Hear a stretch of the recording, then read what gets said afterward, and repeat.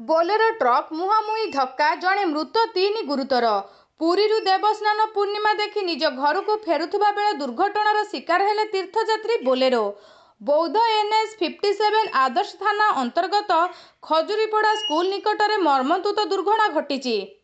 Truck Bolero मध्य मुहांमुही धक्का हेबा फल घटनास्थल जड़े मृतक जनक सरंडा ग्रामर कुन्ना प्रधान। सेहीपरि 5 जन गुरुतर होइथिबा बेले 3 जन सामान्य आहत होइथिबा सूचना मिले। समस्त गुरुतरों को उद्धार करी बौद्ध मेडिकल भर्ती करथिले। घटनास्थल रे आदर्श थाना पुलिस तदंत जारी रखिছে। सूचना अनुसार बरगढ़ जिला बरपाली सरंडा ग्रामर 9 जन पुरी को महाप्रभु को दर्शन करने सहित देवस्नान पूर्णिमा देखि निज ग्राम को फेरुवा बेले खजुरीपड़ा निकटरे हठात बोलेरो ड्राइवर भारसाम्य हराई रास्तार डाहाण पार्श्व को चली जाइथिले। तेबे सामना को एक ट्रक आसुथिबा बेले ट्रक सहित मुहांमुही धक्का होइथिला।